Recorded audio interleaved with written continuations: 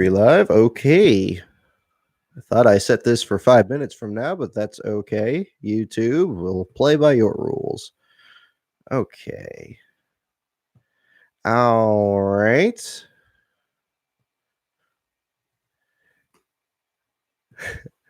I'd hope to slide into this a little bit easier. But ladies and gentlemen, this is Brock Beard from lastcar.info. I figured I'm waiting for a video to download for tomorrow, so I figured jump in for a little late night stream. If anybody's willing to drop on by, we're gonna. Hey, how's it going? Welcome aboard, everyone. All right. I'm just gonna do our usual rigmarole here and get this put up on the YouTube channel. I was still figuring out the new YouTube studio here. I wanted to set this like at least a few minutes ahead so I could spread the link, but I guess no time like the present here. Let's see.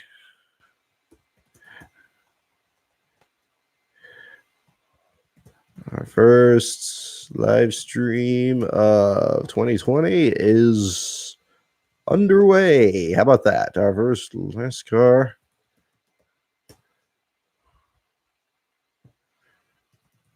Drop on by if you like. Y'all swing on by. All right. Join in. Boop. Is that working? That's working. All right. We're good. We're good. Okay. All right, ladies and gentlemen. First of all, how do you like the lights? We have invested in the channel this off season, and we are getting ready to make things look better this year. And my goodness, I am very surprised, very pleasantly surprised already. We've just been using lights from overhead here, and of course that's why it just put huge shadows over me here. So now you can see my handsome face here in HD with the couple light boxes just off camera here. And can you guys hear me okay? We got there's gonna be a bit of buzz in the background here because I got a video. The Jerry Nadeau video is going to be set up there for tomorrow. It's already been publicly available for members of the YouTube. Goodness, dusting off the cobwebs here. I apologize. The LastCar Patreon members can already see it, but I already know there's a couple of things I need to do to make that a lot better. So I'm getting that re-uploaded, and that should be available everywhere for tomorrow. And very excited about that. Goodness. Yes. No, the Rick Mascar is new to the lineup here. I saw a comment about that already. That was one that we actually had in our kitchen here earlier this year. We kind of cycled some new diecast around, at least new ones to put in the boxes rather that we had in the garage. We've been cleaning the garage out and dusting some stuff off there. But this Rick one, I found that at Phoenix a couple years ago. I think it was like $5 or something like that. But yeah, just love the look of it there. Here, let's give you a better look of that deal. Take advantage of the lights here. There we go.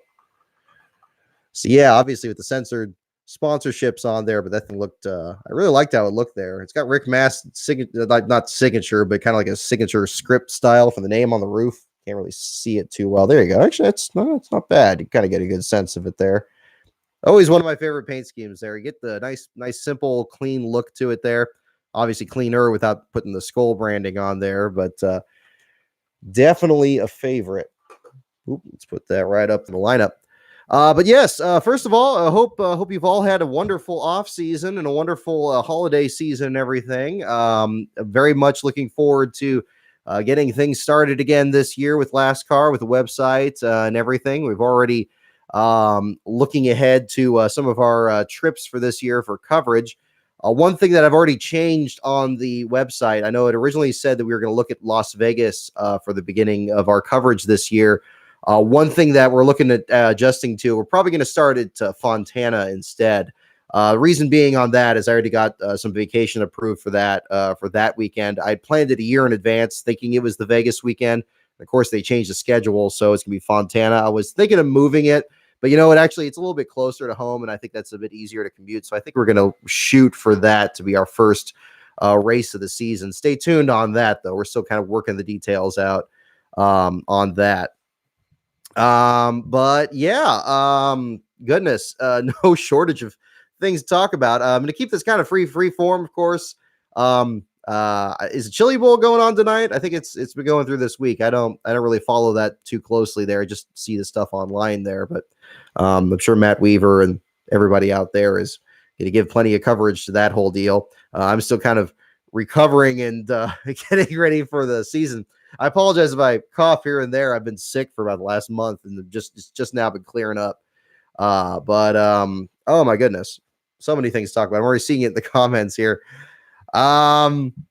Goodness, yeah, the 24 hours a day Daytona. I was just thinking about that. That's this coming weekend, isn't it? Because it seems like it's always the weekend I'm working night shift there, which is fine because actually it's something that it's always fun watching that during the lunch break there and checking that out. Chili Bowl and Barrett Jackson. Okay, goodness, they're stacking the lineups already. Used to January being a lot quieter than it is nowadays, but of course with coverage being what it is. 25th to 26th. Okay, yeah, so that would be next weekend, wouldn't it? Doot. Whoop, come on. My calendar thing taking a little bit longer up there. Yeah, next weekend. Okay, fantastic. Definitely ready for that. Right now. How will Kyle Busch do? My goodness, anybody's guess. You know what? He's got a super license now, or not super license, but it was for the offer to run the Chevrolet for IndyCar this year too, unrelated to the 24 hours of Daytona. But man, looks like he's gonna be in high demand this season. I'll be interested to see. I'm not the biggest sports car expert or anything like that. I think back to Jimmy Johnson running for the Gainesco team a few years ago and then getting in an accident during that. I mean, Kyle Busch seems like the kind of person that could just run anything anywhere, but can he do it for 24 hours straight and better than guys like, whatever the big teams are there? He's running in the slowest class. Oh, well, goodness. That's going to be interesting. Well, who knows? Who knows? Is that the same division that Dale Earnhardt ran in when he had Earnhardt and Jr. and they ran that Corvette back in 2001? Again, that's not really my big area of expertise. I think he should do well. I mean, he should do at least as well as the other Cup guys that have run it. Is he going to be able to win in any of those? I don't know. I imagine it's pretty stacked class. It's been really entertaining. I make a yearly tradition out of it now. Again, one big advantage to work a night shift. I basically, by the time I have lunch the next day, watching the finish of the race there. So probably going to be sitting about the same spot there that I always do for the past ones there. But that'll be interesting. It won't be for Penske. It was with Chevy for Kyle Busch at IndyCar, right? But I guess it wasn't for Penske specifically. But that'll be interesting. Dale Earnhardt ran a GT1, stays GTLM. Okay, goodness, yeah, it's just alphabet soup for me when it comes to sports cars. And so I tried doing that when I was doing the Pirelli World Challenge coverage a few years ago, and man, I was just making my head spin between just the divisions that were running in that one by itself. Michael, yeah, thank you for joining the recent video narrations. That's been the big thing here. Actually, I just shot off another script for NASCAR Man for another video that he's got lined up. I believe he's going to have it closer to Speed Week, so stay tuned on that. Certainly the video about Mario Rossi was really interesting. I actually rewrote the opening there to kind of go for the Unsolved Mysteries vibe. Because he wrote a great script there for it, and I wanted to kind of give it a good lead in there to kind of tie it all together. We thought about putting the Unsolved Mysteries music in there, but we didn't want to get a copyright strike on that thing, so we kind of changed the strategy a little bit. Will any new manufacturers join? Seen a couple comments in here about, obviously the new car. Goodness, the next gen car testing. We had Eric Jones testing it at Homestead, and it sounded like an airplane. Sound like a Hawker Hurricane buzzing 10 feet off the ground. It sounds cool. That was my first reaction. And it also, it's good that you're mentioning about different manufacturers coming into the sport. I think it's a distinct possibility, especially with this new car. I think what they're going for is a body that's going to be kind of closer to a car tomorrow, where it's looking more or less the same from one manufacturer to the other, and just dropping a different engine in it. That would stink considering what the progress has been made with Gen 6 in terms of body stylings and trying to at least make them look a little bit different. But maybe it's kind of going to be a step backwards on that. Not sure exactly, but I mean, that's just a guess. That was, I mean, it's because it was interesting to me having this one car that basically just kind of doesn't, it looks vaguely like a Chevrolet, but not entirely. But then having drivers like Toyota drivers still running it. I would imagine if they had anything that was going to be a distinct body style for one manufacturer versus another, they would have an issue as to which drivers are going to be actually testing the car as theirs. If we're going to have, I mean, goodness, what they had Stenhouse testing it at Phoenix. They had Joey Logano, if I remember correctly. I'm trying to do this from memory. And I know Eric Jones this past week. It seems like they're kind of going all over the place there. So that would be my guess. So, I mean, if it's something that's going to make it easier for a new manufacturer to come in, maybe that would be the way to do it. I'm not sure offhand. At the Indy infield road course, I did a tweet. I posted a tweet the other day. It seems like it got a surprising amount of traffic. I didn't expect it to. That, running the Xfinity series at Indianapolis, I think is just unnecessary and pointless. I know that Indy's trying to, get as many butts in the seats, just like they can do for anything. And the answer to that usually is to bring in as many different circuits as possible to run the track. But I think the one thing that was left that made the Brickyard 400 special, in spite of its declining ratings and everything that, they faced, especially since the tire issues in 09, is just that it was only the Cup Series that would run there. Obviously there's other circuits that run there and that have run there, but in terms of NASCAR, you used to have to be a Cup driver to be able to start there and running the Busch Series there. And then of course, with the Busch Series having the Busch Whackers coming in there, and I know we're not using the modern sponsor mentioning, but you get what I'm saying. Keeping Brad Keselowski, Kyle Busch, and so forth in there just further diminished it, and it just makes it, the any of the problems with it even that much bigger. So I don't run the infield road course, run the oval, run the parking lot. I don't really care. I think the Busch Series just doesn't need to be there. And in a perfect world, of course, we just have them run back at IRP like back in the day. Have the Busch Series and the Truck Series run the lead up there. I know we talked about that a little bit in 3 before February. That used to be just a special lead up, and then that would be something that would just have a completely different kind of racing. And then the Indy, itself being just what it was, have this singular event that stood out. And, but nowadays, of course, the IndyCar series runs the infield road course, and that's cut up the month of May. So it's not as special as it used to be. It's kind of crammed in just a couple of weeks. And the Indy 500 there is at the end of that, but it's one of a couple races. Now, I'm sure, again, for ticket holders coming to the track, they get all these different races on different courses with different drivers. And, that sounds good and everything, but there's something to be said for reducing kind of the spectacle of a main event that is just a standalone deal. And that's where I'm not really big, not really crazy about that. But, I've always been kind of too much of a traditionalist when it comes to things like that. But, it seems like, from at least the conversation that was bred from that perhaps not the only one feeling that way. So, I don't know. It's an unfortunate deal. IRP, is so much, it reminds me so much of Irwindale or North Wilkesboro, where you have like a venue that seems like it's really comfortable in its own skin and has had enough of a history of its own, certainly. But, why drop it off the schedule to run, the big track again? I think the Brickyard 400, especially the first Brickyard 400, I think was NASCAR's biggest race ever.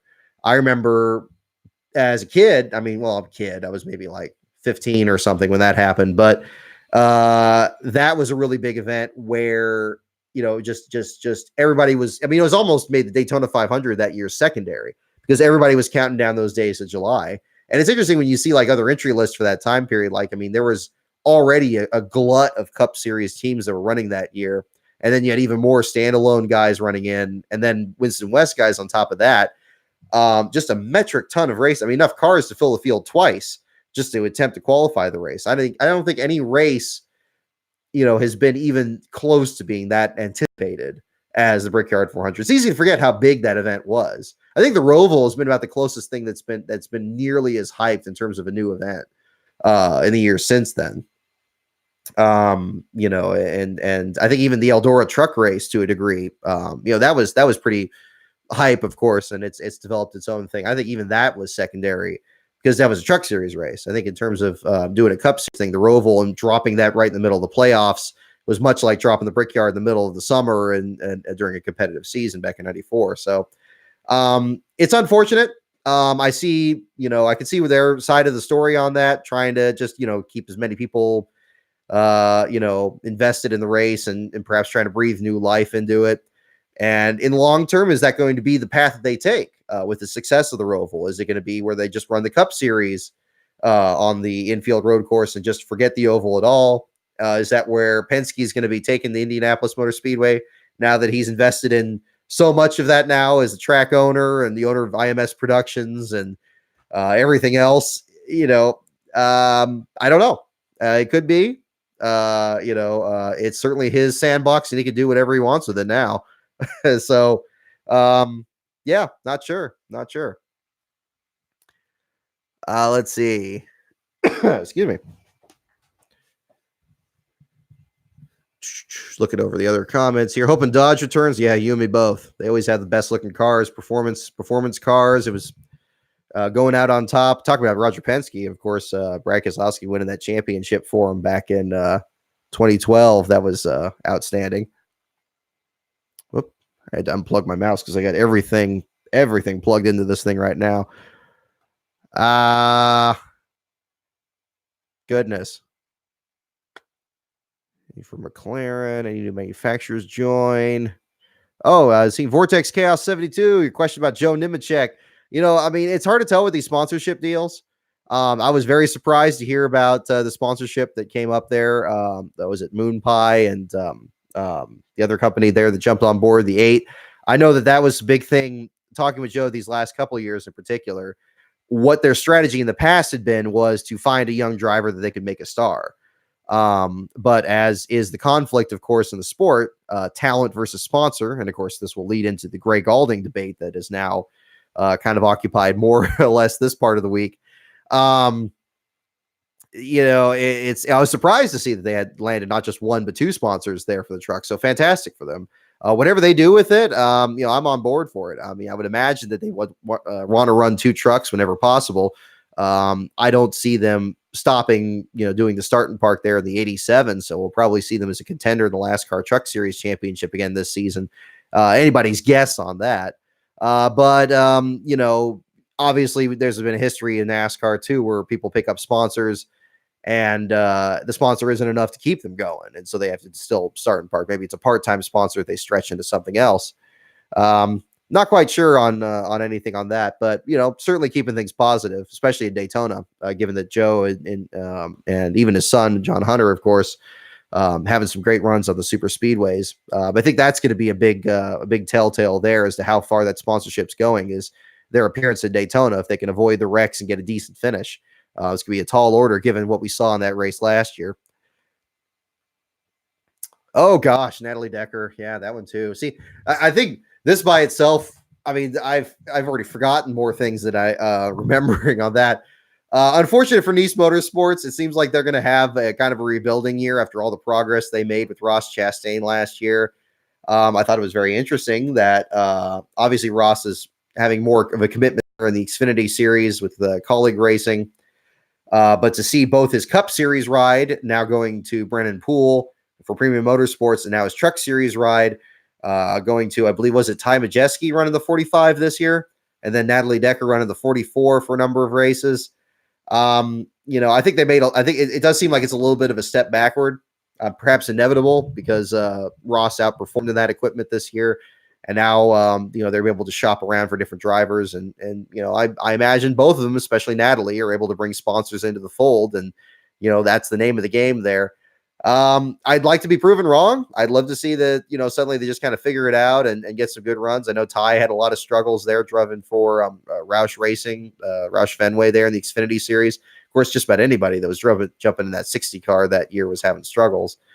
But boy, that's going to be rough. I mean, again, much like with Nemechek, Daytona is going to be really telling on that. What's it going to say? I'm not so sure. Goodness. Yeah. I mean, so many manufacturer switches and everything. What it is, Toyota's over at the 52 team now with Stuart Friesen. Crosley is going to Ford, wasn't it? I mean, I'm still working on. Actually, I've been getting my entry list storylines updated through this season. It seemed like last year I was able to kind of set it and forget it on that, but this year things have been changing so quickly and so frequently. It's going to make some really good articles by the time we get to February. So that's going to be kind of our start for the website this year. But those will be interesting to see. Very, very excited to see how Ross Chastain does. Colleague racing, I think, is going to be one to watch in general. Between Ross doing the full-time deal for Xfinity, and I'm very glad that they've sprung for the Cup Series ride for Haley in the Daytona 500. That's going to be very exciting, especially if weather is going to be at all an issue during that. But hopefully he won't need that as he goes forward there in the 16 car. First time we've seen the 16 car run the 500 since Greg Biffle ran his last year with Roush Fenway. I thought that was interesting. I was kind of somehow it seems like it's been a lot longer than that. I was thinking back to Wally Dallenbach and everything, but of course there's been a whole career of Roush running the 16 car since then. Yeah, Daniel Suarez. I mean, we'll see about that. I have no idea what the validity of all that is. Everybody seems to want to drop him in that 96 car, but that seems like a strange thing to me, given that, you have his years with Gibbs and winning the Busch Series championship and then jumping over to Stewart-Haas, and then he's going to go right back to a Gibbs alignment. I'm not so sure. That sounds I'm a little uncertain on that. I'm not saying it's impossible. He's certainly a talent that's proven he could at least be competitive. He's still missing that element that's going to kind of jump him into the playoffs that we've seen like drivers like William Byron make the leap last year on. I think it'd be a good match for him. I mean, but that doesn't necessarily mean that that's going to work. I think we've seen a lot of that lately, even with Ricky Stenhouse when he was basically shoehorned into that JTG ride, even though he wasn't really offered it. It was a matter of getting Chris Buescher out there and getting him into the 17. It was more of an issue of getting him into it and Stenhouse out of it rather than there being a lateral driver swap there. Of course, it turned out that way that, we have him in the 47, Ryan Preece sliding over to the 37 and all that. But it could happen. Anything's up in the air. It's all, again, I don't like delving into the rumor thing too much because there's a lot of uncertainty and a lot of volatility at the end of the field that I look at. And, whereas with some of these big teams, I think they could weather the storms of a PR nightmare a little bit better that, maybe they announce a driver or somebody leaks something and then they can kind of regroup. I think with some of these smaller teams, you kind of have a bigger issue with that. Speaking of the smaller teams, one thing I'm excited on that is the return of Martins Motorsports. Big congratulations to Tommy Joe Martins and bringing his car back. He's got some very cool gear. If you're looking to help him out, I think that's really cool to see. I hope one thing that he does, he starts going back to doing either vlogs or articles again. I know that he kind of downplays that a little bit, but I think he's his insight that he provided about being an owner driver in the past there, and that one nightmarish weekend they had at Bristol a few years ago where they just, they're wrecking cars and not being able to get in the field and how much that cost the operation. Certainly hope that things, go better this year. It sounds like he's got some good equipment to kind of work with. And he was a good blue chip driver there for Carl Long's team. Talking to him last year at Phoenix after he had a good run, it was good to see how excited he was, and I'm sure he'll bring that same degree of excitement there to the Xfinity Series this year. So certainly the best of luck to him. And gosh, I mean, we're having a field reduction in the Xfinity Series this year, if I remember correctly. So there's gonna be that challenge too, and of course that lends to what's going on over at Morgan Shepherd's team. Landon Castle being out of the 00 for Quinn to jump on board. And is that going to free up more time for him to commit in the Xfinity Series? Is he going to run that full time for Shepherd? Certainly hoping that Shepherd's feeling well too. I've been hearing some things about, whether or not he's been feeling well. Again, I don't know what's going on that. And I don't really know any more than anybody else does on that. Again, all rumor and conjecture, but it's certainly no rumor that they're looking to improve the program, as Landon was talking about last year. And after the great run that they had at Homestead, I'd love to be able to see them keep that going at Daytona and moving forward again, because Landon, it's easy to forget, was right there almost in victory. Well, actually, I think he was in victory lane with Tony Stewart after pushing him to victory during those 2-car tandem days. He is no slouch, especially at the super speedways. Top 5 run for Hillman Racing. A lot of great runs for him. Very excited to see what he can do.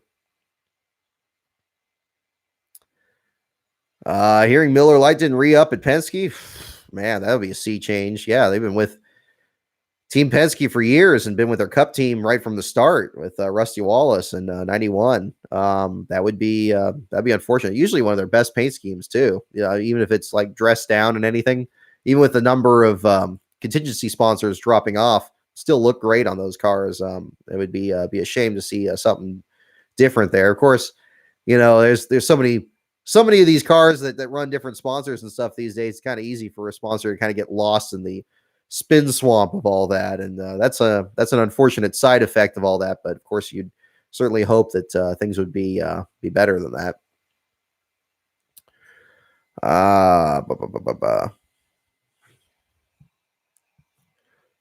Goodness, yeah. Oh wow. Okay.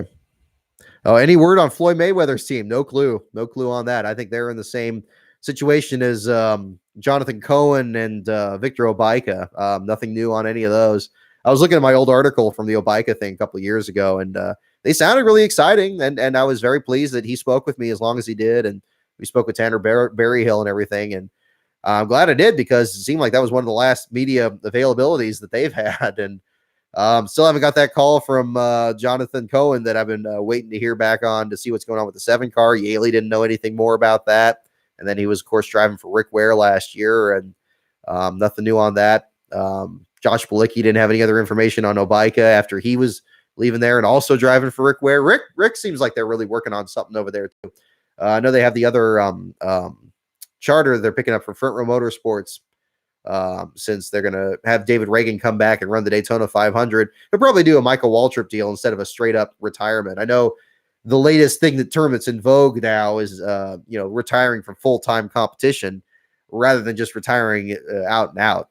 It seems like everybody since Mark Martin has kind of gone on that trajectory rather than doing the salute to you tour like Martin was doing before the first retirement,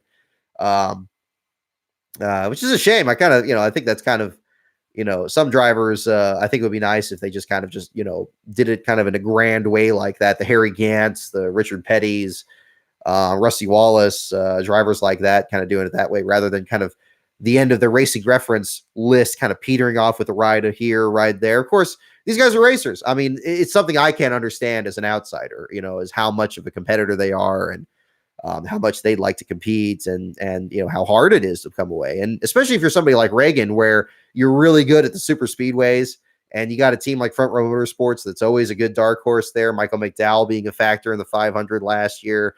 Hard to say no if the Select Blinds comes up with some money and they say, hey, you want to run the Daytona 500 again? It's like, hey, shoot, if they offered that to anybody, I think they could do that. So, more power to them. Going to be interested to see what happens with Matt Tifft. I hope he doesn't just completely drop off the face of the earth. I think he had some quietly good runs there. I know that there was a lot of criticism from some there about if he was ready for the Cup Series and being just constantly moved up the ranks there. But, he seems like a good kid. I talked with him. He seemed, I hate that he's had to deal with all these medical issues. It's a lot of shades of Brian Vickers there in his career there. And you certainly hope that things turn around from there. But of course, seizures are a very serious matter, and you got to, go under the proper medical protocol before you're going to be able to strap in and drive 200 mile an hour at some of these tracks there. So, that's a big issue with that, but certainly sending our thoughts there. Been, as per usual in these off seasons too, of course, been, a lot of people that we've lost, unfortunately. Junior Johnson, last American hero, rest in peace. Certainly. Watching, couldn't help but get a little teary-eyed watching the Jeff Bridges movie there afterwards and seeing his name showing up in the credits there. A lot of, goodness, yeah. I mean, gosh, what are some other things to talk about? Anything else on this? No, about the whereabouts of Vickers? Oh, no idea. No idea. I don't think I've ever even, I just barely missed him in my own career covering these races. I think I don't think I ever had the opportunity to actually speak with him there, but not sure about that.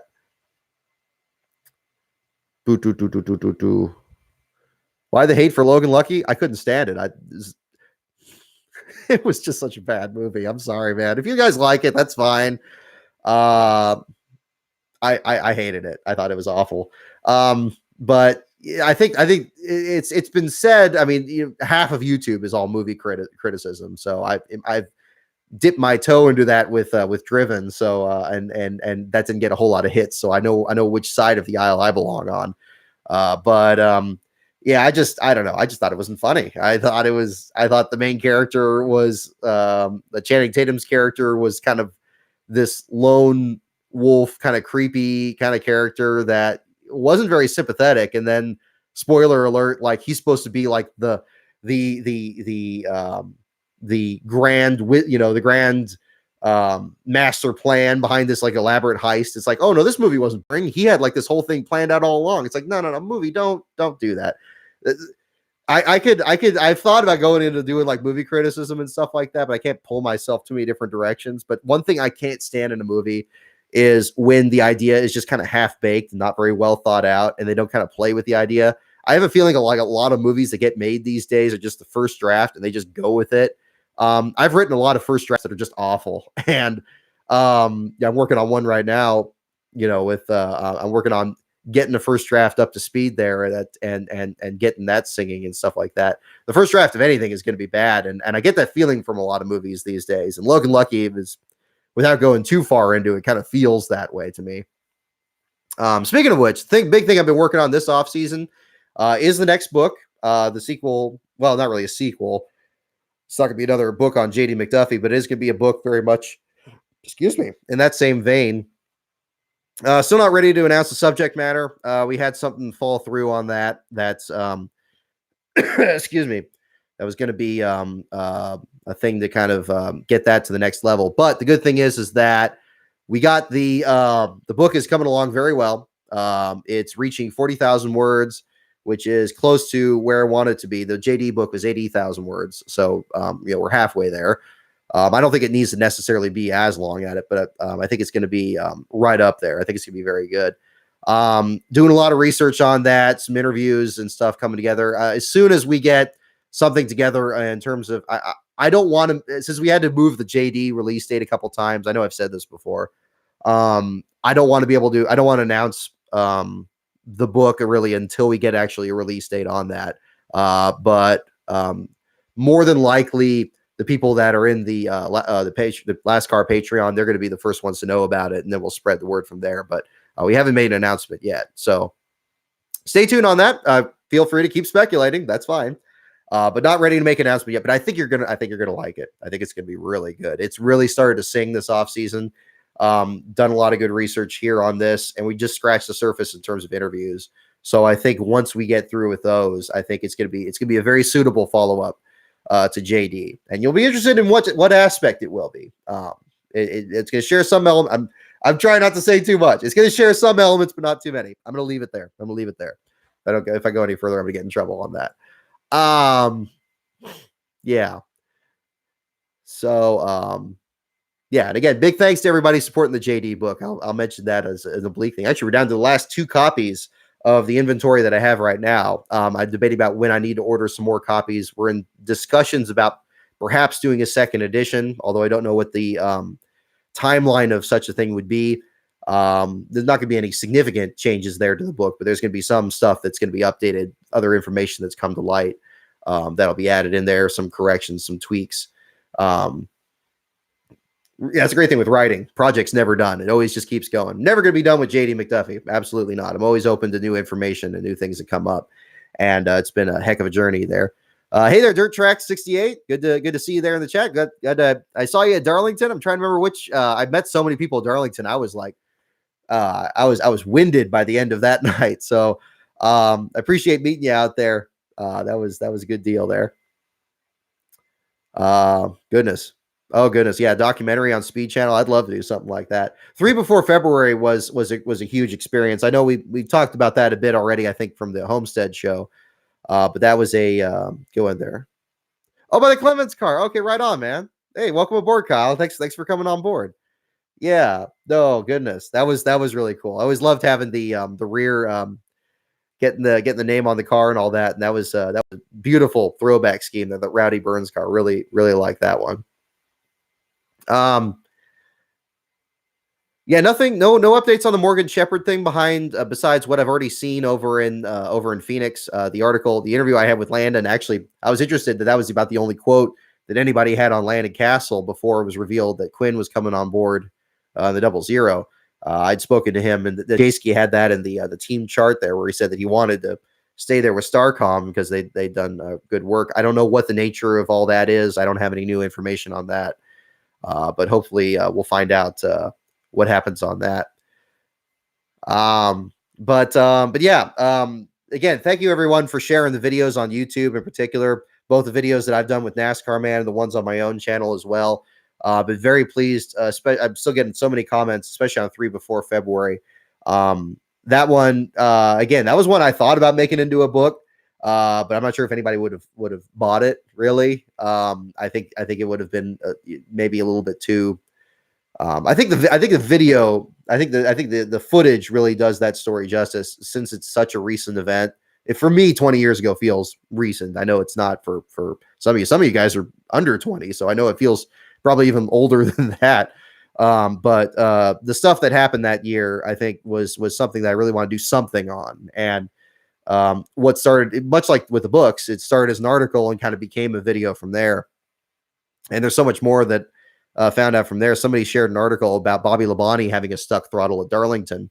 I know that's mentioned briefly in the TNN intro that I spliced into the video, but I didn't really go in depth into that. But that was something that really put the fear in him at the time there, that it could have been a very serious accident, with the outcomes of what happened with Kenny and Adam with their stuck throttles, and then Tony with the 11 o'clock hit at Texas. That was, it was a scary time. I think that's something that, in terms of doing the chronology, I really want to kind of hit home. As a fan, it made you really wonder what was going on out there, because in terms of, I remember the Neil Bonnet, Rodney Orr thing when I was very young, but nothing with accidents where people weren't sure what was happening, and drivers starting to be kind of concerned really about what is causing, whether the cars were too fast, the chassis were too strong, the walls were too stiff, any number of things going on there. Kenny Wallace's incident in Martinsville, I remember that stood out at the time, where it's just like the throttle hung wide open and he doesn't know why it happened. If I was making that a longer project, I'd love to ask him about that, and if they ever did find out what it was. So many of those accidents involved Chevrolets. I was wondering if it was a Chevrolet issue. Obviously they introduced a new Monte Carlo that year. Was it a part issue or something like that? Much like with the JD book, there's some stuff you just never find out though. And those are the questions that, of course, you want to learn more about. But it's a whole different deal there. But moving on to better times there. The other video, of course, we did last year, the other big video we did with the one on Jerry Nadeau. Again, it's still loading here in the background. We did do an interview with Jerry Nadeau on December 11th, which is right when I got this cold. But we did this interview with Jerry. He was really cool. Big thanks again to Melanie Whitfield at the Jerry Nadeau fan club for getting me in touch with him. She reached out to me through the YouTube comments there. You can see the comments there in the video. And said, hey, look, let's talk about doing some kind of sequel there. And we talked for like 2 hours, like solid there with Jerry. And, but unfortunately, Jerry didn't want his audio, put on video. I certainly respect that, anything like that. I know he's been through a lot, and he wanted to make sure that everything everything that was discussed was something that he actually wanted published and everything. So we went over, I transcribed the whole thing, went over that with him, went over with it with Melanie as well. And really didn't really change too much in the video itself. I think mostly it was just like some names that were changed and stuff, some names that were misspoken of, and some other details there. So we got that cleared up. Just finished the transcript on that today, or finished re-recording the portions of it today. So that's going to be in a video. The video is going to be about 50 minutes long. The video that is already on the YouTube channel or the Patreon, it's going to be removed, and we're going to replace it with the updated version. But if you're in the Patreon, you can see the first draft of that. There's a couple audio edits and stuff that need to be fixed, and I'm also going to kind of weave some video into the second version of it. And that'll be in there. Also, want to make sure I get the patron names at the end of the patron title card at the end of it. That was missing. A couple other things on there, but also making use of the lights. So it's gonna be a little bit weird because I'm basically reading the transcript. So you're gonna hear me interviewing me, which is weird. But hey, it's if you could do that, I imagine as a journalist, I think you could do anything. So it's gonna be a good challenge. It's gonna be something. I bet you you're not going to see that on David Land's channel. I don't know. Maybe you will. Maybe. I'm not sure. But hopefully the first of doing several interviews on the YouTube channel. And maybe we can do a face-to-face further down the line. I think that would be really cool. But again, big thing on the website there. Big thanks to everybody on the Patreon and everybody for supporting the channel there. We got a lot of exciting things coming up here. And the videos with NASCAR Man and the trackside coverage, these are just a couple of things that we're looking at. In the book, I mean, goodness, I'm hoping that a lot of these things are going to start sticking this year, and we're going to start having some very exciting announcements this year. So I appreciate you all sticking along here for the ride. We're going to be doing the disqualification show again this year, starting with the Busch Clash, which is the Busch Clash. It's another news story. Glad to have that name coming back. Still like I still like calling it the Shootout just because that's the time I grew up. But Busch Clash, going back to the name that it was when J.D. McDuffie ran it in 79 for the first one. I'm definitely a big fan of that. So, possible David Land collab. I don't know, man. I don't know. I haven't really spoken with him. Everybody's kind of got their own thing right now with all that. But yeah, there's but hey, you never know. You never know. YouTube's a fascinating community to be in. I got my own little corner of it here. It's not the biggest part of it, but very thankful to have any portion of it there. Let me show you this also. I got some of these here. I've posted these on Twitter, but to give you another idea of how big they actually are. Any of you that are in the Last Car Patreon that have not provided me your mailing address, make sure that you update your account, because I have stickers for you guys here that I want to send out. And if you join any level of the Patreon, you take home one of these bad boys here too. These are really nice. This is actually, we got it modeled here. We're good for kind of a Robbie Moroso vibe on this. I'm going to make these a yearly deal with the cars there. Have like a different paint scheme represented for each season. And you kind of get a closer look there a little bit. There we go. Get it with the light. It says Patreon sponsor on the roof of the car. The Last Car logo on the back of it. Our hand-drawn or computer-drawn Last Car pulling behind the wall car there. So that's going to be kind of a yearly thing we're going to be doing on the Patreon. And a little thank you for all your support out there. We've sent out a number of them already. I've still got a stack of them over here that I'm waiting to mail out. Just need to get their mailing addresses. So if you're in the Last Car Patreon and you haven't yet updated your mailing address, make sure you do that.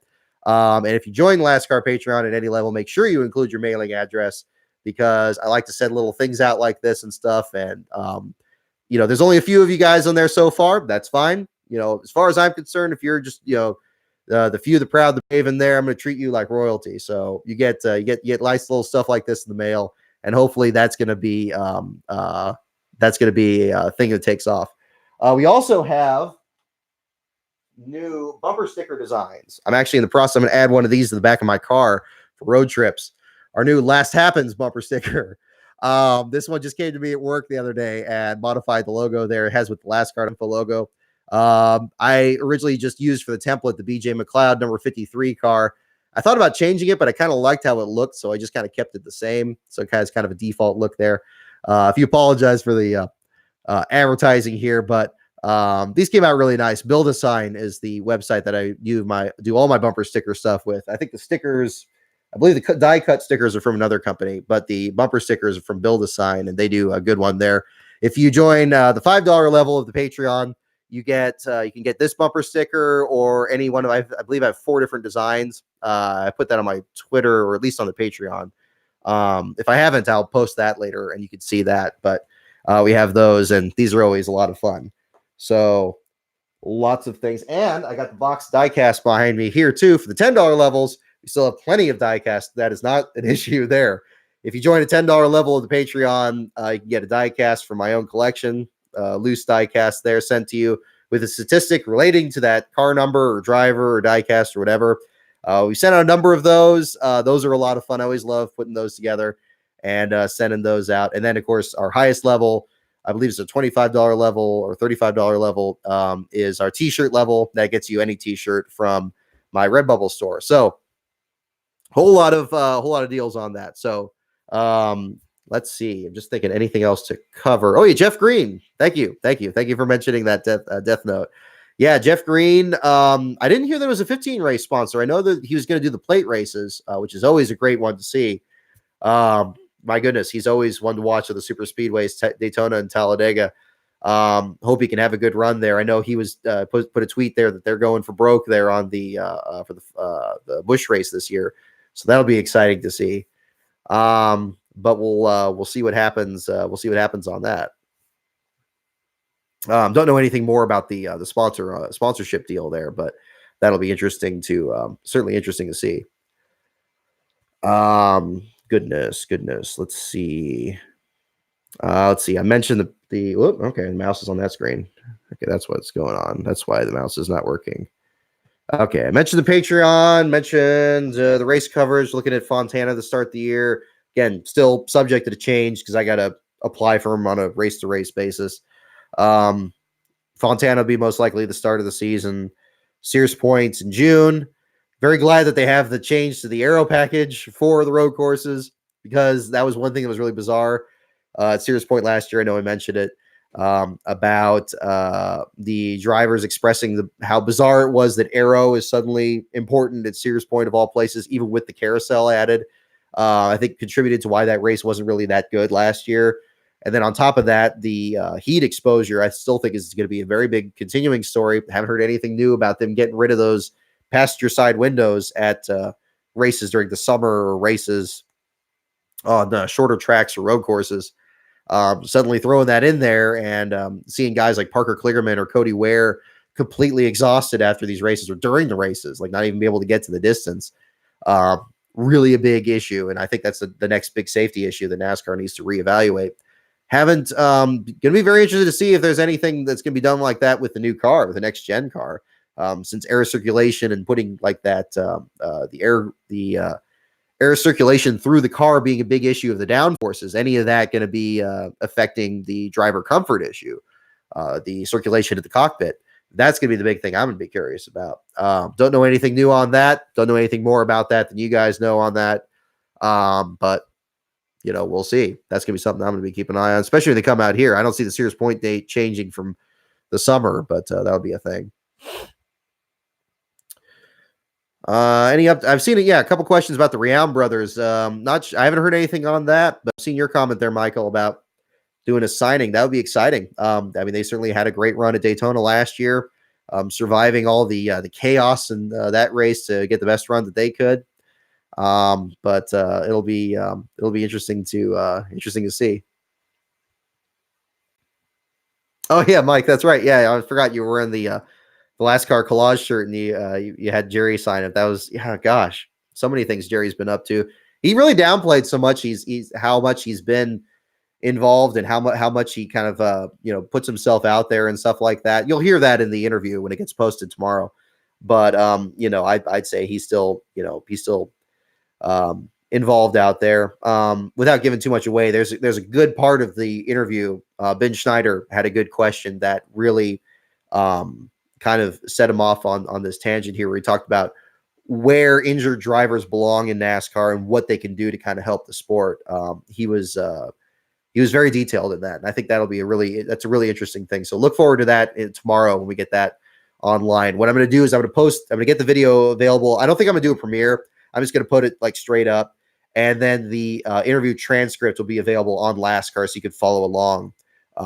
So if there's anything that's unclear, or if I rush too quickly through something, you could go back in the transcript and see it there. But it'll be very interesting. I think it's going to be a good one. No, I did not mention front row to trucks. Yes. I guess Kyle Busch was sore about that little comment that Todd Gilliland did at Martinsville about staying in the motorhome. And now I guess he is staying in the motorhome while Todd drives for Front Row Motorsports with the DGR Crosley connection there. Perhaps one of the reasons why they switched to Ford, if I'm remembering correctly on that. So Yeah, that was kind of a lightning bolt out of clear sky. I didn't see that coming. I don't think Front Row's ever fielded a truck before. I don't think Bob Jenkins ever. I could be overlooking something maybe in the distant past when they were developing, but I remember Bob Jenkins investing in Jimmy Means's Cup team or Busch team, and then kind of getting it up there. I don't remember them doing anything in trucks, but that'll be interesting. It's too bad Parker Kligerman doesn't have any plans in the top 3 series. He seems like a good blue chip driver there. I mean, maybe not the fastest guy, but I remember being really excited about him when he was with Swan Racing in 2013. But obviously, the sponsorship and everything didn't work out there, and that team kind of went on the slide there from there. But maybe things will turn around on that. Let's see. Come on, computer. Can you let me scroll up? There we go. Good. Whoop, hang on. Whoop. Hey, I didn't mean to do that. Okay. As you can see, again, still knocking the dust off here as I continue to open windows and try to close them. There we go. Okay. I have like all my USB drives are plugged into something right now because I'm downloading video off the hard drive here for the Nadu video, so it's getting kind of through that. Driven is the worst racing movie ever. Yeah, agreed there. Denny Hamlin is questionable taste in movies. I'll tell you that. I think it really is. Like I said in the video, I think it's just a tie-in because FedEx sponsored the series. Maybe he felt like he had to say it was good. He couldn't say it was bad. But we are not exactly on the same deal from there. It did have a good soundtrack. I'm with you on that, Ultimate 23 Dragon. I see your comment on there. But yeah. I mentioned the Patreon earlier. I'm going to cycle back around to this again. If you have, I mean, I'm still kind of in the process of kind of come up with some new tiers and goals and stuff like that there. If you guys have any ideas on that, I'm certainly open to that. I got to admit, I am a little jealous of how other motorsports ones have been doing. I just got to make sure I'm not, doing something wrong that they're doing right, or I'm not overlooking something. I know I'm not a big sim racer kind of guy. If you want to see me flounder along in a video game, well, it is LASCAR, so I don't have to be good. So I guess that's an advantage, but maybe that'll be something in the future if people like that. I don't think I even have a Twitch account or anything like that. That's all. I'm an old man. I don't, I'm not really like big into that whole kind of thing. Do I think Nashville actually happens? Maybe. I think these next few years are going to be really interesting about the power of Dale Jr. I think this is a big thing. I know I've talked about the Earnhardt singularity and how everything is Earnhardt and everything's this and everything's that. But seeing Junior out of the car, and I wish he would just stop driving. I know he's got the ride for Homestead. I would rather he just stop driving and focus on doing the things that he does as himself. I think he is the happiest he's ever been from what I can see, as far as I can tell. Much like his father, I think if you're not in the inner circle, if you're not one of those guys sitting at the desk at the Dirty Mo podcast or something like that, you have no idea what he's thinking or what he's doing. And that's fine. I respect that. I'm kind of a private guy myself, so I respect that. But I wish he would just stop driving. I really wish he would. I wish he would just stop and just focus on raising that kid. But it's not my decision to make. That's a very personal thing for him. And if Hellman's Mayonnaise wants to keep sponsoring him to do a race at Darlington or at Homestead or whatever, and it brings more people to the track, fine. I mean, there's no real harm in that, I suppose.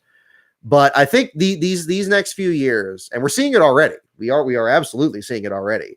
Is what are the extents of Junior's powers? Because I think without doubt, and I'm not saying anything earth-shattering here, he is the most influential person in NASCAR. Not the people that are the movers and shakers, not the France family, not the investors, not the team owners. It's Junior. That guy, it seems, but how far can he go with that? And what can he accomplish?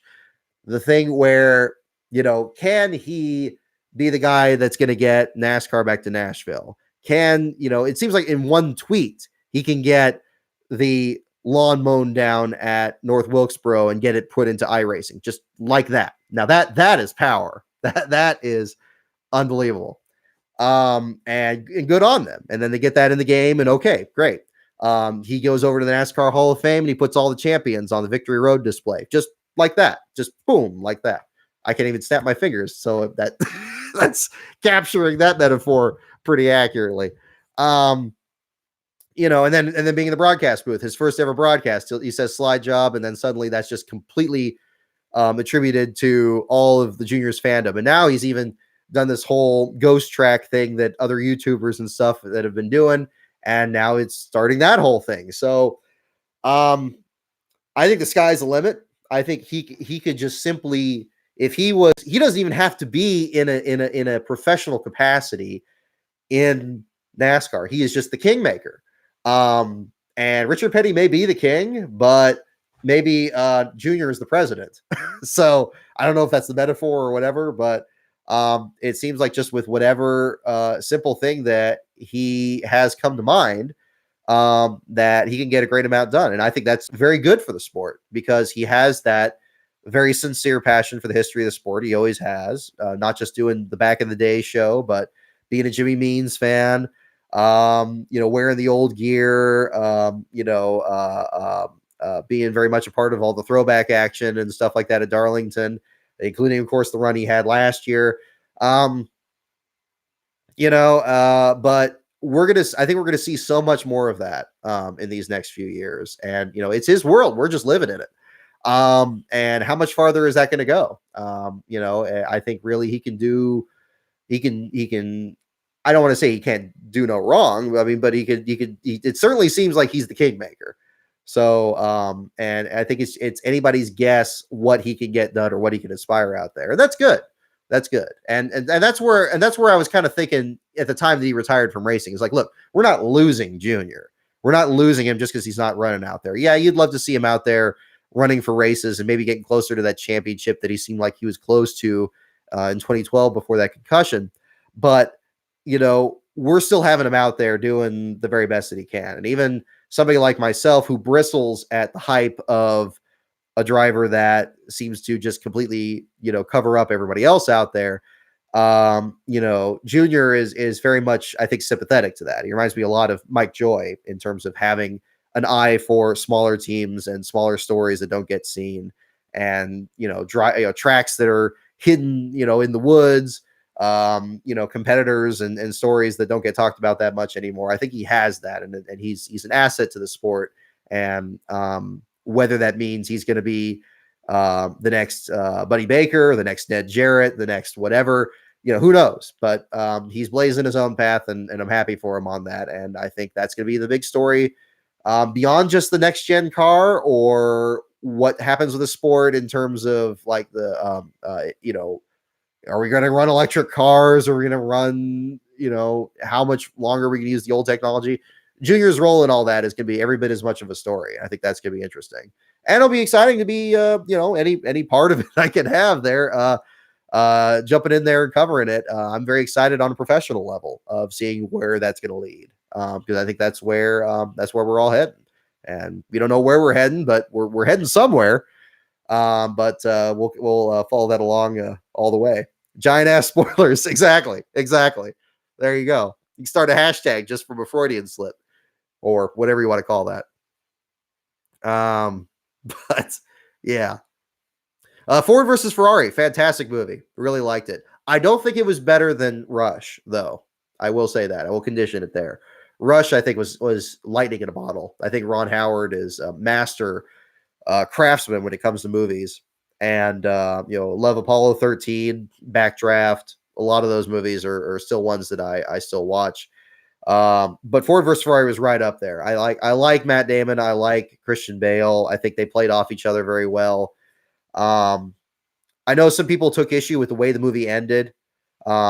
It's no spoiler if you're familiar with the people involved in the story, but actually bringing up the fact that Ken Miles died at Riverside at the end of his career. I think the story would have missed something by leaving that out. I know some people said that changed kind of the tone of the movie, but I think that had to be in there. I mean, it is a dangerous sport. I'm certainly not one to shrink from discussing that. And I could see in crafting a story about that really drives that home. I wish that they did the same thing with the Bandini character, the driver in the Ferrari. I think there was a little bit too much speed racer going on, where the bad guy in the film is just bad guy that looks like, everything. But he died at Monaco, and he was a hell of a racer, and he deserved to be as big of a part of the story. I think Critical Drinker did a video where he talked about that, where he said that, I just wish that the Ferrari side of the story was brought up as much as the Ford side. And of course, the Ford side's the underdog side, and in American cinema, that's always going to be kind of the central part. But a more balanced approach would have been helpful, and learning more about that character. And then that victory, or the victory that was snatched away from Ken Miles, would have had even more effect. Because these other guys, these people that are out there aren't just nameless, faceless people. I mean, they're personalities. And I think I would have really enjoyed that. I think I would have really liked that. Whereas with Rush, I think that movie's damn near perfect. Even though I'm not the biggest Formula One expert or anything, I'm sure there's things that are really obviously incorrect that, somebody out there that's a big F1 fan would just say like, oh, come on, that's not right. This movie's crap. I think it was great. I love that movie. Great soundtrack, Hans Zimmer soundtrack, all that. I mean, that's goodness, fantastic movie. But it's a good movie. It's not a bad movie. I hope it does well at the Oscars. I know it got nominated for Best Picture. That'd be exciting. It's gonna be the night of the Clash, I think. I'm not a big fan of watching the Oscars, although without a host, I think it's better. I think last year was actually pretty entertaining. But that's a whole other discussion. Again, I slip into movie stuff a lot because I grew up watching a lot of movies. Actually, I have this here. If any of you guys are movie buffs, I got this over the holidays. This is a collection of John Williams soundtracks for the Poseidon Adventure, the Towering Inferno, and Earthquake. One thing you may not know about me, I'm a huge fan of disaster films. Movies about like ships capsizing and stuff like that. I think that they always have fascinating drama, and if for anybody that's familiar with the genre, the peak of those films was in the 1970s, and these three films right here were like the best one. And the person that did the soundtracks for those was John Williams, and of course that John Williams. And during that same decade, right before Star Wars, when Star Wars were still kind of coming together over Lucasfilm, John Williams was perfecting his craft doing the soundtracks to these. So if you ever get the chance, and if you're any kind of music lover at all, check out the soundtracks to these films, especially Towering Inferno. I think that was his best. Perfect. Quite honestly, you'll recognize a lot of the same cues from like a Star Wars kind of overture, very old Hollywood stuff like that. But I think that was this is great music. I picked this up for lalarecords.com. Was that, but I got that over the holidays. So yeah, great music. Always a big fan of that. And those. Oh, the Diecast Emporium. Yeah, I mentioned 1917. I just got back from seeing that yesterday. A fantastic film. I think what's really amazing with that, much like with these disaster films, is the sets, the fact that so many things had to be built, had to be made, and the movie draws your attention to that. Obviously, there's CGI in every movie and all that or everything. And I know that this is a peripheral concern to, how well written the movie is, how well acted it is. But that was a big thing that struck me, is just the sets and the attention. And without giving too much of it away, without seeing it, of course, that you are basically walking right along with these two guys going through this hellscape of, Western Europe during World War I. And step by step, you feel each step through the mud. You see everything that they see. You see just this monstrous spectacle of disaster and calamity, and it's overwhelming. I don't know how they did it. And just to seamlessly go from one to the next, going through the trenches, going through hills, going through abandoned towns, and just all this, you see all of it. It's an incredible accomplishment. I mean, much congratulations to everybody involved in that film. And then on top of that, it's very well acted, good soundtrack, amazing moment. I mean, the climax is really good. I'm not going to spoil it on that, but fantastic movie. It will do very well, and it probably will outshine Ford versus Ferrari in terms of overall performance. I don't believe Joker is going to do as well. I know a lot of people want to give that movie the pass automatically. Good movie though it was. I didn't see it. My brother saw it, but from what I was heard, it sounded like it was good. But 1917 was amazing. I thought it really stuck with me afterwards. So definitely go see it if you haven't seen it yet. That would be a recommendation. Um, but yeah. Let's see. Anything else? Just see anything else that we left out. How is this video doing? Which further are we going on this? Gosh, it's got another half hour to go. Okay. Excuse me. Any other questions you guys have here? I'm going to scroll through the comments here and just see what else we got. Denny Hamlin's questionable when it comes to a lot of things, honestly. Yeah. Let's see. There we go. How soon are we going to see 30 car fields in Cup? Gosh, hopefully not too soon. That might be crossing the Rubicon for me. Big fields are a big part of NASCAR history. And I know that it's been a time-tested way of getting there. I mean, we've had 82 car fields. We've had 60 car fields resulting in huge accidents. So Wendell Scott's career basically ended because of a field that was too large. Fortunately, it didn't turn out any worse than that, although that was bad enough as is. But the 43 car field, I mean, Jerry actually talked about that a little bit too. I mean, you'll hear that in the video. There's a lot to take on and everything, and a lot that you'd like to believe, but it seems like there's a lot of teams that are springing up.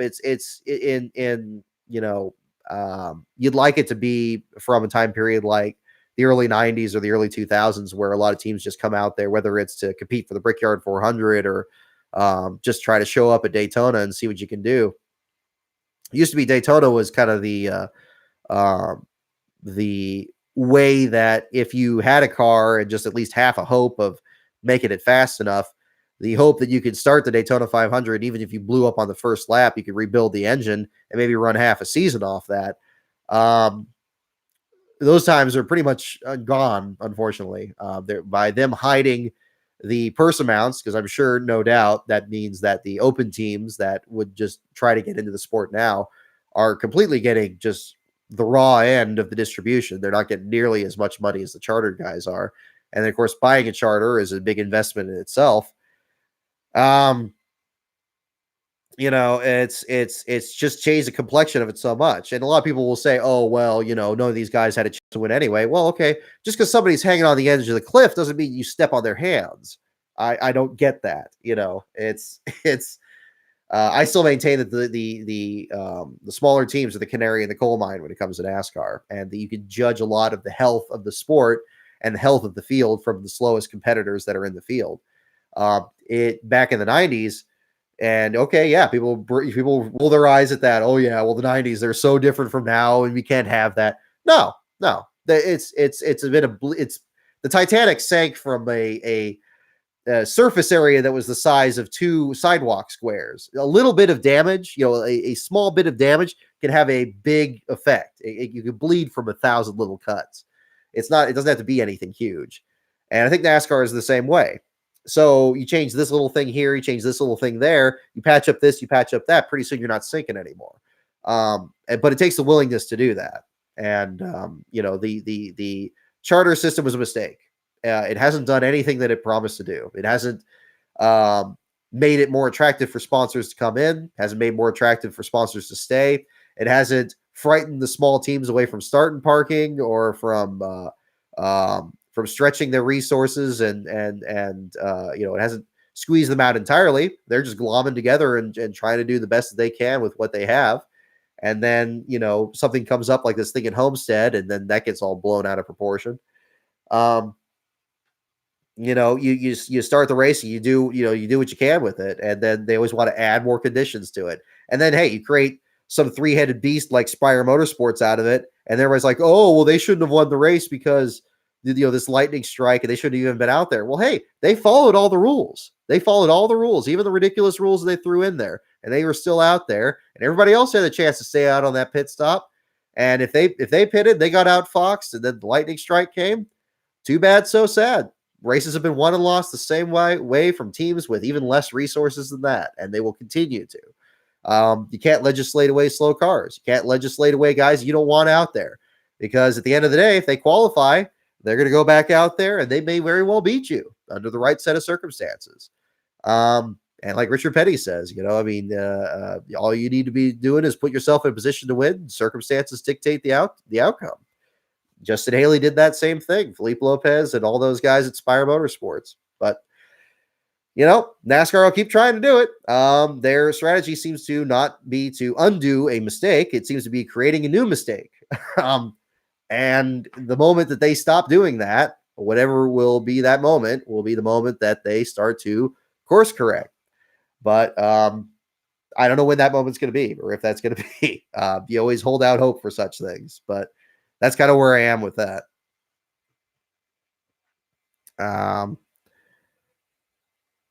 Mark Martin bait and switched Rusty Wallace into retirement. Certainly feels that way. I remember 2005. I think that was a great thing with that.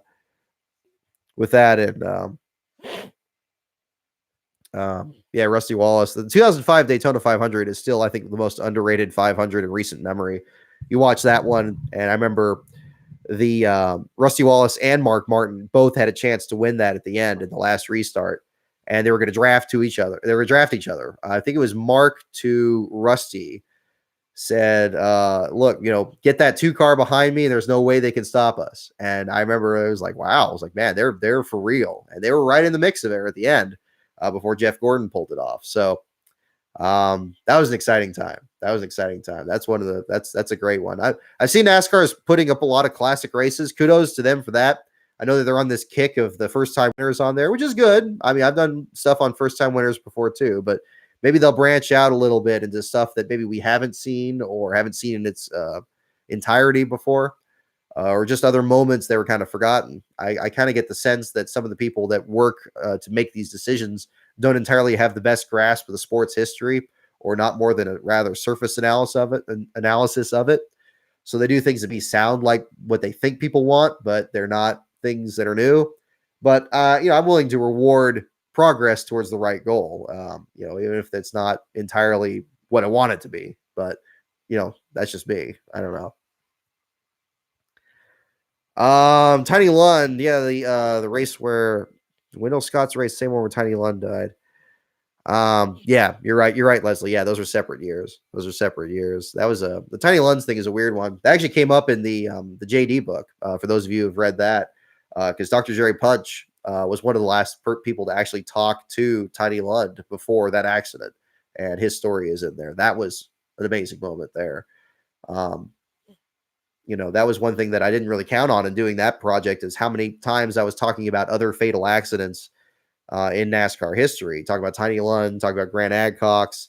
I think Imogene McDuffie said one of the first things she remembered was Fireball Roberts' accident. I mean, I'm very thankful that the sport has advanced, at least in that regard, and that we have had now the first decade since the sport started where they didn't have a fatal accident in the top series. That's fantastic news. That's definitely something to be applauded. So of all the things that NASCAR, has got wrong or just have been a little misguided on, I'm glad that they got that right. At least you can get that right. So that's good. I don't think you're going to have anybody who's going to disagree with that, but yeah.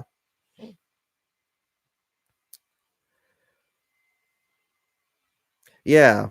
No, yeah. The thing with the classic Wilkesboro races, they did put those on the NASCAR channel, and that's good. I think that was just building on Junior's attention to the iRacing thing, because they were setting the track to look like it did in '87, right? That was the whole theme. So I think that's why they picked that year to do the videos. I mean, still, it's cool. I mean, those old ESPN broadcasts, I mean, they still hold up. I think that's a good measure.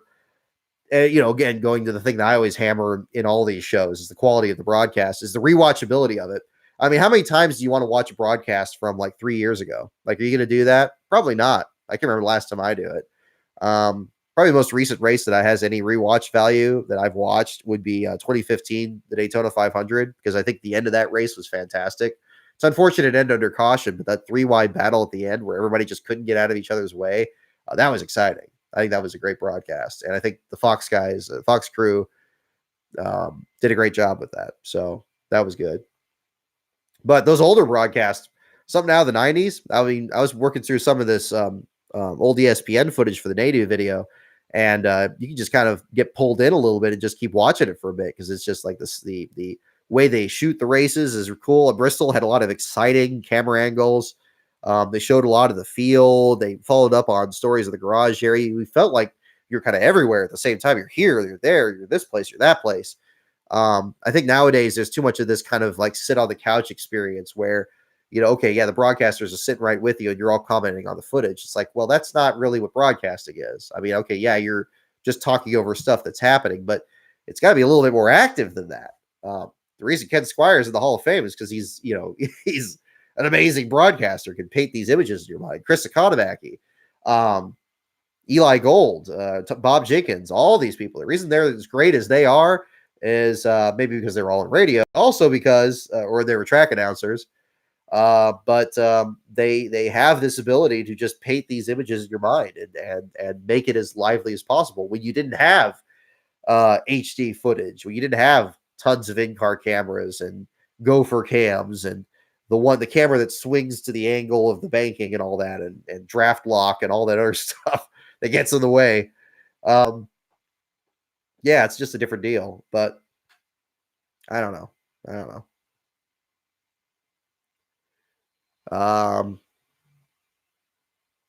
NASCAR streaming service, I'm open to it. I mean, I used to not be because I like taping the races and doing all that. And I've kind of phased out of that. That was kind of bigger because of my when I was doing a lot more of the YouTube videos. Now, of course, it's kind of secondary because everybody's putting that stuff up, and it's just easier to work through that way.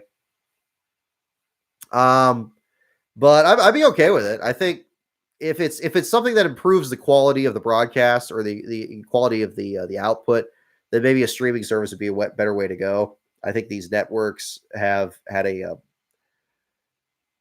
mixed results. I think in some cases, going to be interested to see. I mean, everybody's going to be interested to see what Fox is going to be like without Darrell Waltrip. That's going to be certainly a sea change.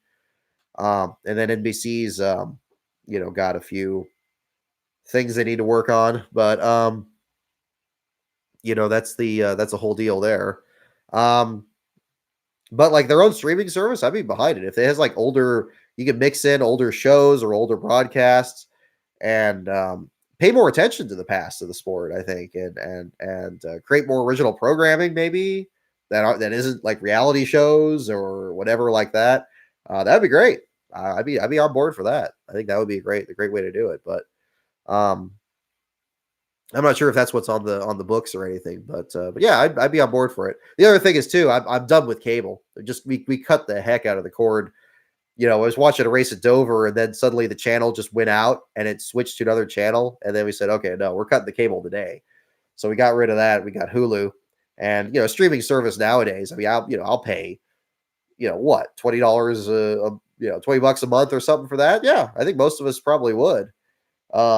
Especially if the broadcasts were better and the content was there and it's comparable to stuff on YouTube. I mean, YouTube's got the best NASCAR stuff right now.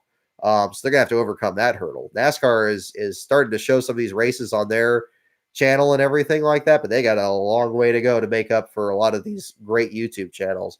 There's a list a mile long in 3 before February because of all the people that put up that footage. But they deserve every bit as much of the credit. In terms of preserving that footage and making it available for people to see and to use. So big thanks to all of them. But recommend YouTube TV? I'm thinking about it. We jumped on the Hulu train at first, but maybe that's something we'll change further down the line. Excuse me.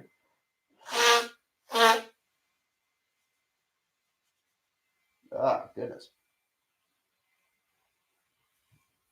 Apologize for that. Let's get hydrated here. Goodness. For those of you still dealing with cold and flu season, just stay hydrated. That's the best advice I can give you from a guy who works in the emergency room for their day job. That would be the biggest thing. Yeah, stay hydrated. Probably shouldn't be drinking water instead of this, but this is what I got on hand. But yeah, there's a lot out there in the whole streaming service thing. I haven't really dabbled too much in that, but um, I've been happy with Hulu so far. We do Netflix here and there. Sometimes we cancel it because we don't really use it that often. But I love the stuff on YouTube. We probably watch more YouTube than anything else. Um, I certainly like baking the stuff on YouTube. So it's kind of weird putting stuff up and then watching a whole lot there. But always like putting together like playlists of stuff and all that. So maybe in the long term we switch up to that, but that's probably further down the line. NASCAR needs to have a YouTuber network. Yeah, well, maybe we're heading. Excuse me. Maybe we're heading that way. You never know. You never know. I think the more you organize, the more you can prepare for bigger challenges. Yeah. Oh, I guess that's something we can talk about too. I don't want to boil this back up again because I think it's more or less simmered down. But the whole iRacing thing that came up this past week, I think it's an unfortunate situation, and I think Dave Moody for once had kind of an interesting take on it. There it was like, oh my gosh, we're killing our own young, or we're eating our own young here. To be too critical of sim racers and getting this attention from these from NASCAR and from these teams and stuff like that. Um, the issue that is always there, and it's unfortunate because this isn't entirely sim racers' fault, is the the degree to which simulator use and simulator drivers have already infiltrated the sport, and the fact that there are traditional methods of getting people higher up the ranks and everything that have already existed, and that there are already people that are still using those same old roads and everything. It's like having the old dusty side roads and then a new highway is built, and both these go to the same location. Well, okay, people are going to probably go on the highway because it's nicer and it's flatter and it's smoother and everything, but that doesn't mean you can still have people that are choosing to use this other route. um I know a lot was said, and I mentioned this as well. I went into this as well, and I was going to say more on it, but it didn't feel appropriate. That the debate always turns to, okay, if the sim racers versus, I mean, I don't even know what the proper term is, sim racers versus actual racers, then okay, people take issue with that because it's like sim racers are drivers, and then are they not? And then you got people that are sim drivers that are developed into Cup Series guys. You got people like William Byron that cut their teeth on Ty Majeski, who have even been sponsored by iRacing. And then on the other side, you have people that are drivers already and then hone their skills through simulators. I think the problem with talking about sim racing in any context, especially in terms of sponsorship or team involvement, is everything is so freighted with a change in attitude, a change in policy, and a change in what makes a race car driver what they are, and what they are and are not doing when they do what they do. Um, is the average person that is an elite competitor in iRacing, or is their ultimate goal to get into professional racing, or do they just enjoy the challenge of interacting with it in that way? Um, is how much does the sim racer, what if anything does the sim racer by existing take away from a driver that is a competitor out there? I think that's the central issue. And what if anything, what does giving a sim racer a lot of attention, what if anything does that take away from a professional race car driver? I think that's the central debate, and it's inescapable. It's unfortunate because having these kids out there, and they have this little NASCAR junket, and they have this thing where they have their like sponsorship, or they're sponsored by these teams. These teams have their own sim racing things and all that stuff. That's nice. That's fine. It's keeping them involved. These kids, and not all of them are kids. Some of them are very very grown up too. They're passionate about the sport. They want to support the sport. The sport is supporting them back. That's not a problem. It's not, that shouldn't be discouraged. That shouldn't be discouraged. I think, but the problem is when you have the teams getting involved in it. I think for me personally, I think it would have been better if the teams just stayed out of it because it's not their place. I think that the teams involving themselves in sim racing, not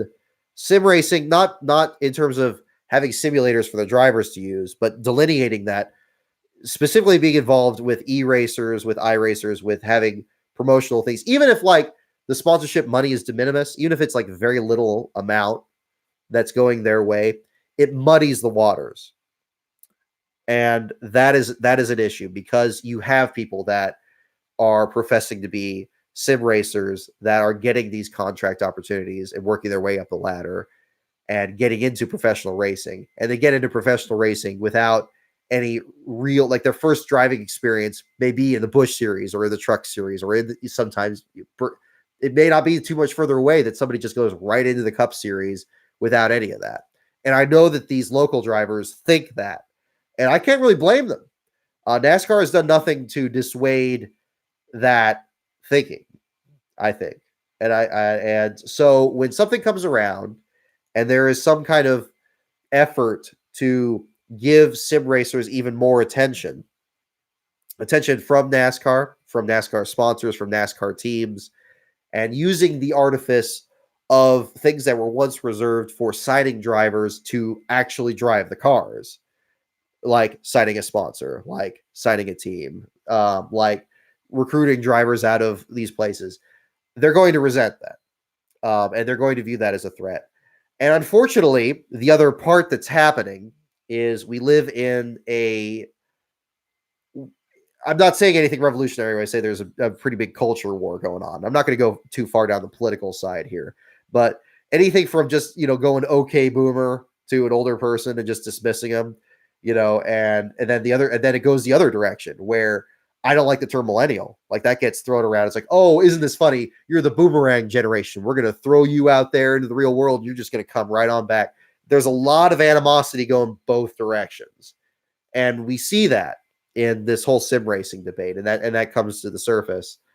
I think that it would be great if it wasn't there, but it's there. And I think that has to be dealt with. You can't just ignore it and pretend that it's not there. And I think mocking either side isn't going to be the way to get around it either. People, somebody that is fantastic at sim racing, they've done that. They've put work into it in their own way, in their own thing. But that work isn't the same thing as wrenching on a car, banging the dents out of your modified, and dealing with extreme temperatures and putting your life on the line in the car. And I think a lot, these sim racers, they know that. And I think they probably, a lot of them feel defensive about it already because they have to go out there and then say, like, there was that one person that tweeted out the thing, I believe is the one I responded to, where it said, like, look, we put in all these hours of work and all that. And it's like, look, it's not the same thing. And I know you're saying it's not the same thing, but you're on the same roads. You're going to the same destinations. What, in the words of Tom Hanks from Apollo 13, gentlemen, what are your intentions? What are your intents? When you are a professional sim racer getting sponsorship from a team and doing NASCAR junkets, what are your intentions? Do you intend to keep going with sim racing and that's just it? Or are you trying to merge into the same road that professional racers are on and perhaps skip a few steps along the way because these skills you have through the sim get you here and not there? And meanwhile, this guy is doing this and this guy is doing this. And I know we live in a work smarter, not harder time. So maybe that's the way to do it. Maybe that's the way of the future. Maybe the next gen car is going to literally have a tablet that you could just drive the car there. It doesn't even have a steering wheel. I don't know. It could be. I mean, more ridiculous things have happened. We've seen anything from the E series to driverless cars out there being tried. I'd say the future is scary for a lot of people. And there's a lot of money and a lot of people's livelihoods at stake. And I don't think we can be so quick to dismiss them to be threatened by that. But I do think also there has to be a line where we can't disincentivize people for being passionate about the sport. Because I know NASCAR is trying to get fans anywhere they can. And that's where they're trying anything they can to get people from anywhere. And the way that they can incentivize things is by throwing money at it.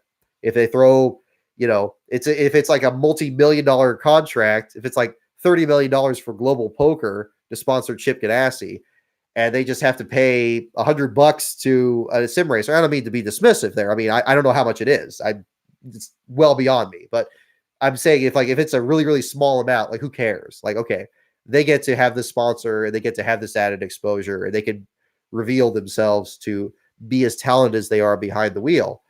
But what are their intentions? What are their intentions? Are they on that same path or are they not? Is it something that we can treat separately or is it something that we can't? And I think there has to be some reconciliation there. I think we have to really ask that question.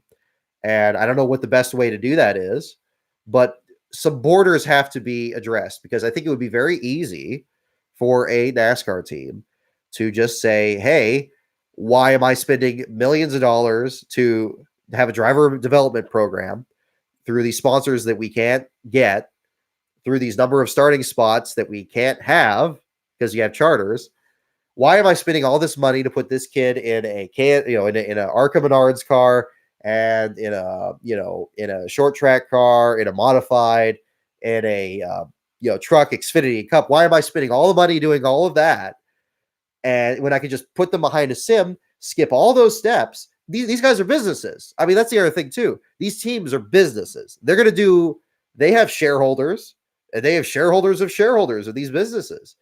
They're going to do whatever is the cheapest thing. And nobody is going to tell you that it isn't cheaper to just take a kid that is a sim racer and drop them into a cup car, that isn't cheaper than having a full-on driver development deal and getting used to these different skills.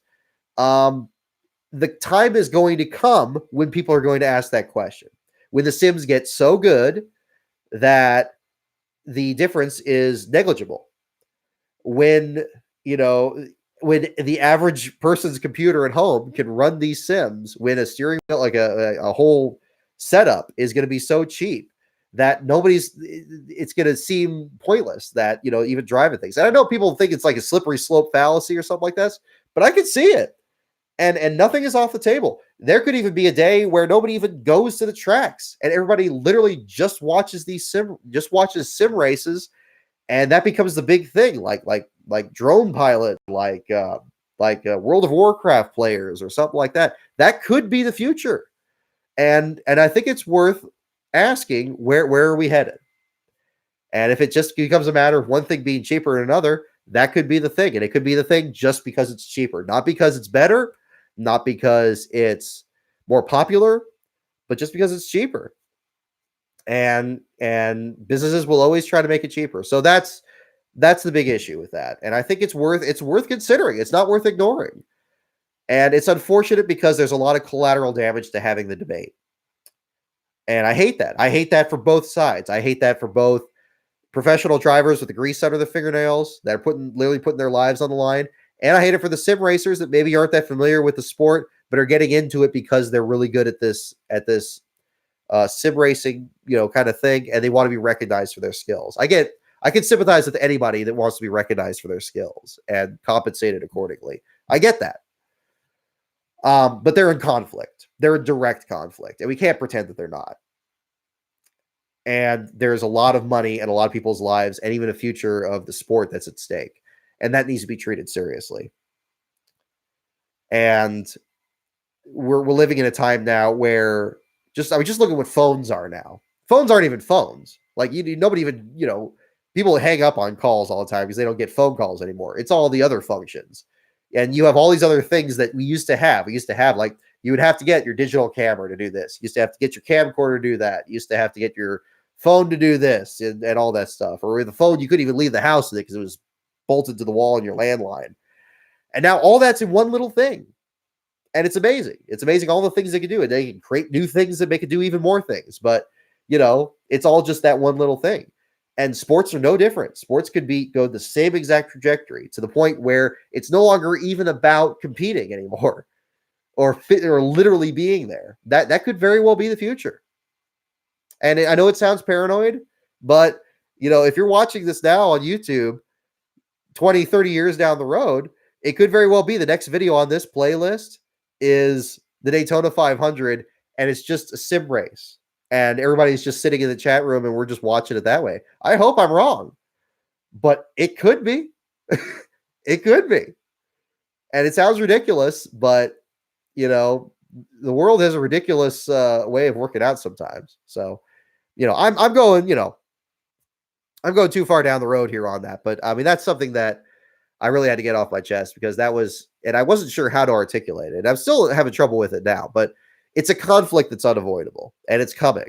It's coming whether you think it is or not. And sim racers can try all they can to say they're not real racers. We don't expect to be. We don't say that we are. Well, then what are you? Then what are you? Somewhere down the line, you have to call a spade a spade. And the more that you are either being pushed or sent down this same line, and it's like, wait a minute, I'm on this road. Is this where I want to go? And wait a minute, there's some other people that have already been here. What are they doing? That moment may come up, So I don't know. But again, this is what makes it. This is why we all watch. New technology has always come up. We've seen technology pretty much ruin Formula One, to be perfectly honest. Is NASCAR going to have a time in the future where cars sound like blow dryers, where the fields are, basically, if you're not with like the top guy, you may as well not even show up. Like people don't even know you exist. Where are these really the best competitors in the world? I mean, I have no doubt that they're the best at driving these cars, but are these really the best drivers in the world? Really? I mean, Lewis Hamilton's amazing.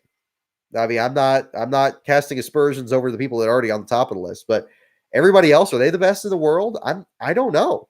Sometimes people rise through the ranks and they're not ready for it. I mean, it's, sometimes it's just the best of what people find or, the best of whatever opportunities come about.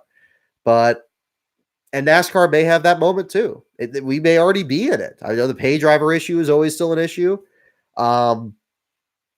Today's pay driver could be tomorrow's sim racer. You never know. But that's the debate we have to have. And I think we could either just sit back and just let it happen and, just be like, oh, hey, how about that? The world's first sim racing driver is like the next Jeff Gordon is the guy that, is like 19 years old and goes directly from sim racing into cup. Doesn't do anything else. Just goes directly into cup. It's like, no. You don't understand. He's really, really good. And it's like, no, he gets in the car. But then what that car is now so close to a computer that it just it doesn't matter. And you can't have an argument anymore as to why they're not even in it anymore. Because like either the danger is just eliminated or driver comfort's not an issue. And we could reach that point. We could. Again, racing could just be just like what it is on your phone. But, I'd like to believe, I think that's part of a microcosm of a lot of things where we have to wonder what things are going to still remain physical, what things are still going to remain tangible, what things are still going to be out there for all of us to enjoy as we have traditionally. And the problem is that we realize is that some of that involves maintaining dead technology, maintaining old things that don't work anymore, maintaining traditions. That's what traditions are. But it could be one day those traditions change just because it's not financially reasonable to do them anymore. It could be because a car is now so different from a race car, not because the race car is so technically advanced, but because nobody's running an internal combustion engine. They're already having that issue in touring cars over in Europe. What used to be the World Touring Car Championship is now apparently going to go through a real big sea change as electric cars are getting more common. I was reading an article about that over a while back. So is the next step computers? I don't know. But it's going to always sound like, oh, okay, boomer, or it's going to sound like tinfoil hat or whatever until it happens. But it might happen, and we may have to deal with it. And are we going to like it for the same reason that we used to? I'd like to believe race car drivers aren't a dying breed, but it could very well be. But I'd like to be wrong about that. So I don't know. But I think everybody in us has a threshold at which point we probably won't be interested in the sport anymore, or we won't be as much, and for a lot of people, it was Dale Earnhardt. Obviously the sport hasn't fully recovered from that. For some, it was bringing in Toyota. For some, it was the car of tomorrow. For some, it was, just anything. It could be any dumb little thing. It was the playoffs.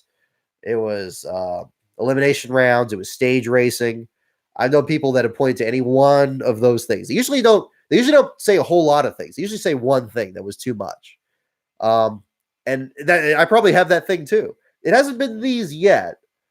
I was thinking it would be door numbers, because if you get rid of those, I think if they make the cars look so ugly, then that's gonna be a problem. I don't think they're going to get rid of that, because the next gen car has such a small quarter panel that you can't really fit a number back there. So I'm hoping that I'm right about that. They make the trunk so short that the quarter panel itself is small. Maybe that'll stay the same. I don't know, unless they do something stupid and put the numbers like, where touring cars have them or something. But I don't know. I'd rather not think about it. I'd rather think about it positively, because the great thing about racing, of course, is whatever form it takes, somebody's got to finish last in it. A race is always going to be about beating some other guy. And as long as it's about beating some other guy, hopefully that doesn't change. I think that would probably be it for me. As long as somebody is about beating somebody else, even if it's just a 2-car race, I could do a last place article on the second place guy. Second place just becomes last place. Like, it literally takes on the Ricky Bobby mold. That would probably be, I could do that. I was like, hey, so-and-so got their 56th second place finish after this other guy beat him at the start. That was it. I mean, I could do that. Probably wouldn't be the most exciting thing, but I could do that. I mean, I think that would be the point at which what I write suddenly merges into what everybody else writes. And then suddenly it is about the battle for the lead, and that's it. But I don't know. It makes you wonder, Future is worth getting worried about in some cases, but I guess in some cases it isn't. So I don't know. Yeah, numbers on the quarter panels. Ugh, it's horrible, ugly. I know the fabulous Hudson Hornet had numbers on the fenders and the quarter panels. Still looks ugly. I'm sorry. No, I'm not sorry. No, it looks ugly. If the hood's not enough room for your sponsor, then you need to get on the broadcast to actually show your sponsor more, because sponsors are everywhere. I mean, if the sponsors can be, on the roll cages and on the driver's uniform and on the helmets and on the cameras and on the brake ducts and everything else. Come on. You don't get the door. You don't get the door. You don't get the roof. You put the numbers on the roof. They shouldn't have put the sponsors on the back end of the roof. I didn't like that either. At least the roofs are now so curved that you almost don't notice it, but I do. But here nor there. Nah.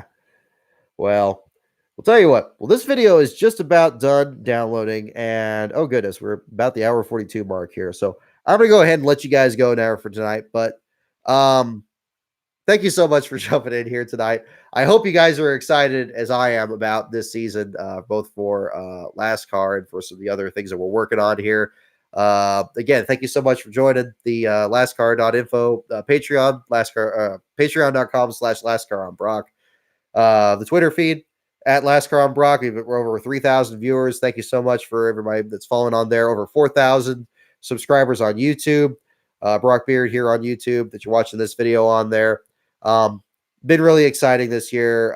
And we're we're less than a month now until the Clash. We're about a month for the Daytona 500 itself. So that's going to be exciting. But planning on having the next video will most likely be the Jerry Nadeau interview will be up tomorrow.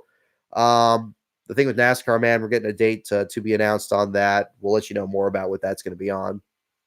And then the next live stream after this will probably be for the Busch Clash. And we get ready for Daytona. I haven't quite committed yet if I'm going to do a Daytona 500 starting grid. I haven't done any work on one because the work on the book is just taking up so much time. But if we do, I might throw something together. But that's not high on the rank of things right now. We'll see what happens on that, though.